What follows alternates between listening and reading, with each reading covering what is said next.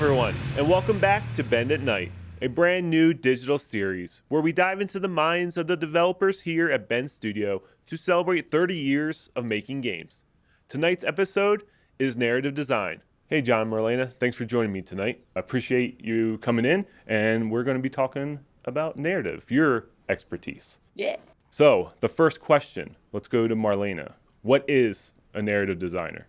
Narrative design is a subset of game design that's all about how the player experiences story. It's a little bit different from a writer because a writer is responsible for determining what characters in the game say. So how they greet you, what specifically they might say in a cutscene or an encounter.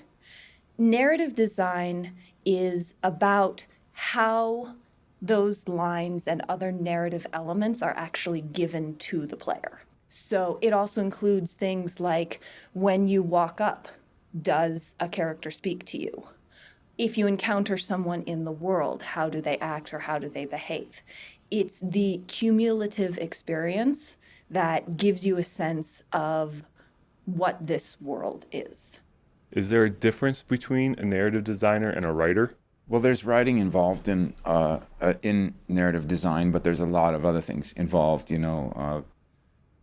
Games are their own form, and every different game is its own form, and every game's different. So the question of how are stories delivered in this game, and how is the world built out for the player in this game, it's a unique task. So how did you become a narrative designer? In 2016, my brother Nick was at San Diego studio, and I was actually an actor for the first couple decades after college, and as I got into my 40s, I started to transition to be also a writer-director in Hollywood. I was kind of making a transition there. And right around that time, Nick was getting in my ear and saying, video games are really the future of storytelling. And that is something that has proven to be true and very exciting. So in 2016, I started working with him to bring narrative elements into MLB The Show, which prior to that had just been a baseball simulation, a fantastic one, but I didn't have any narrative elements. So I came in, started helping them do that, and that turned into a door for a completely new, exciting second career for me. That's so cool. How about you, Marlena? I went to college to get a degree in game design, but before I'd even started that, I was very involved in collaborative writing and always had a passion for interactive storytelling, for stories that respond to what you are doing. So that engagement between a player and a game and how it creates an experience and a memory was my passion going all the way back to middle school. So what are some stories in video games that have inspired you as a writer? On the more mainstream side, both Journey and The Last of Us were both very inspiring. Journey because of how it was able to create such a compelling world without a single scrap of dialogue. The Last of Us in college was particularly inspiring for me. It was my first experience of a story in a game that didn't rely exclusively on cutscenes. And I know there are many games that have done that before. On the more indie side, Brothers: A Tale of Two Sons, in addition to having a very enjoyable story, had a very compelling moment right at the end that I won't spoil for people who have not played the game, that was entirely based on inputs on the controller. This incredibly emotional moment that for someone watching, they wouldn't even be able to tell it was happening because it all happened with your interaction with the controller. It's fascinating to see all these different ways that a story can be delivered. I mean, I gotta say, actually, I'm very surprised to discover that Marlena stole not just one, but two of the games that I had written down. And that both of which I would have thought might be unexpected answers, because as she said, Journey, some people would say, well, that's not even really a narrative game, is it? Well, no. It was so amazing to me And I played Journey. This was before I became a game designer. They did so much with so little, no dialogue. It was beautiful images. And then, Brothers, well, she said it better. A really surprising thing in that game that is also such a wonderful example of something a game can do that narratively that no other form could possibly do. Thank you for adding another game to my backlog. It's endless. The list goes on forever. Yeah, and then since she mentioned it but didn't get into it too much, of course everybody knows The Last of Us was such a standard setter, for what the possibilities are with games, what can be done with storytelling in games, and it's like a wide open frontier of a whole new art form. Story games have always fascinated me. Like, I was so excited to bring you two on for tonight because, like, narrative is, outside of community stuff is like one of my passions. I love story-driven games. Last of Us in particular, one of my favorite games of all time. The way they pull at your emotions constantly. That first 10 minutes is just, I played it before I was dad, and then I played it after I was dad. And the second time, it hit me even harder, And yeah, it's the test of time. Like, it was created, years ago. Now it's a TV show. So it's wild how storytelling in games have just transcended to across all mediums now. For real. So what do you believe makes a compelling story? I think you need something that challenges human character. I think a lot of what's great and universal in stories is that there's an opportunity for change or transformation that's brought about by desire being impeded by conflict, whether or not that transformation is achieved and whether or not the transformation is positive or negative, or if there's a failed opportunity for transformation. I feel like that is the territory of what is at the bottom of most really compelling stories.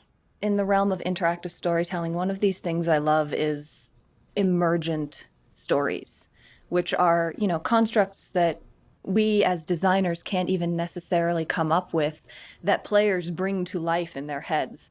I remember the story I always put on my cover letters when I was first looking for a job in game design was how I played the early Assassin's Creed game, and there were all these hidden flags. And even if you got them all, there was nothing. Like, there was no achievement, there was no reward, it was nothing. It was just pure personal satisfaction. But to me, it was a story of Altair's hunt for the 108 mysterious flags.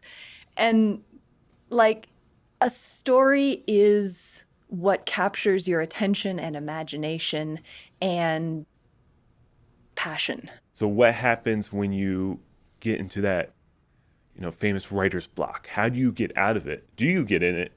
I assume everyone does. I do when I write little captions on Twitter. I'm like, how can I put this, in the right way?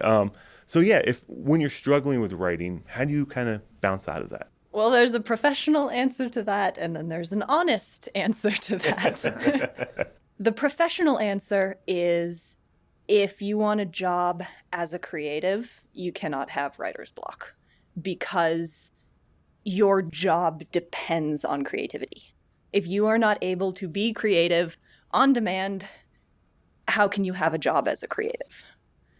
The honest answer is lack of inspiration is inevitable. There are going to be moments when you don't know what to write. And as someone once said to me, what separates an amateur from a professional is your ability to overcome that. Just the other day, I was working on something and words were not ending up on the page, no matter what I did. So I let nature be my inspiration, the focus that I needed to get into a state to write. And it can be whatever works for you. Some people I know like movies in the background, music. Free writing is a powerful exercise just to try and overcome impediments. And the internet has many other suggestions, I believe, that are probably more than I can list right now. One thing that's really different in being a narrative designer in games is that, yeah, a lot of elements of it are very creative and very similar to writing, but, unlike writing a script or a book, there's also a lot that's very technical. You're writing content, but you're also designing narrative systems. You're also, some cases, designing tools that will support narrative systems to be used to put content in. So an easy answer to the question is, on a day I get blocked creatively, I just turn my attention to those things. I remember the first year that I worked on MLB The Show, and we were adding narrative to that game for the first time, and I didn't even start until July, and our game's beta was supposed to be completed in December. So the entire feature we created, you know, we did it in 6 months. I did it with just a couple other, people in the studio helping do this new thing. And I remember that that was the first time I really ever had a deadline. I'd written stories and worked on scripts and stuff, but I never really had a deadline like that, And a deadline does a lot. Like, you have to finish something. Whether it's how good it is or not is the next question, but you must finish this by this date has a way of, at least for me, compelling the work to be done. How much of your writing is planned, outlined, or how much of it is spontaneous? Is there a difference? No? Yeah. You tell me. The best state I can get in early is a totally unedited state. So I find that when you're first ideating, when you're first doing rough drafts or outlines or getting things out, the best state to be in is one where you're not really concerned with how good it is. You're just letting your imagination go. When you consult your imagination, you're also consulting everything that ever went into your imagination. Who knows what might have been the origin of something that ended up coming back out of my, imagination. When you go in to fill in the blanks, when you're in the flow and putting down ideas, your brain is making connections. And it might reference the TV show you watched a couple of months ago. It might reference a story you saw as a kid. It might reference a memory of an encounter that you had. So even when you're planning things out, you're still relying on inspiration from other sources. If you don't have anything coming in, you are not going to get anything back out. What advice do you have for future writers, future narrative designers that want to get into the gaming industry? Whether you want to be a writer or a narrative designer, whether your passion is in dialogue or systems, dig into the points where games diverge from any other form of storytelling, because that might be the spot that makes you valuable, that makes your idea stand out and start moving forward. I remember I was talking to someone just recently who was looking to be a game writer, and I was like, in addition to honing your skill in dialogue and traditional writing, dig into interactive storytelling. Twine, Ren'Py, they're very valuable resources for starting to understand how people interact with story. And then there's also the matter of combat barks, those short bursts of dialogue that enemies or allies give to provide information. I don't think there's any movie out there that requires you to write an extensive number of combat barks. Yeah. So learning how to put passion and knowledge into the areas that distinguish game writing and narrative design for other points from other places of writing or story can be a very good starting point, because when people talk to you, they're going to know you know your stuff. Play a lot of games and ask the question, how is story delivered in this game that's unique and different from not only other games, but how is story being delivered in this game that couldn't be delivered in a movie or a book?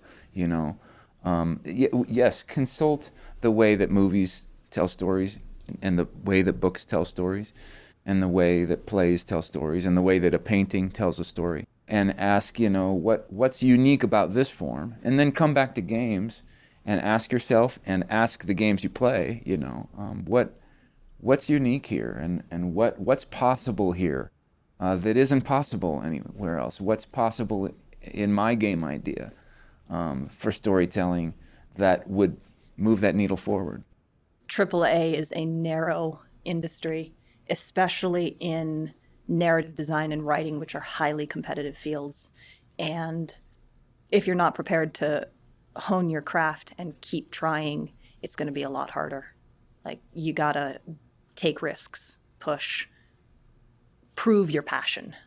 That also makes me remember, like, fail fast. Like, be willing to learn from failure. Be willing to fail. Be willing to fail fast, and then be ready to, eager to, to learn from your own failures, and not be too, don't take it too seriously. It's games. We're making games. It's fun. It's a very fun job. Yeah.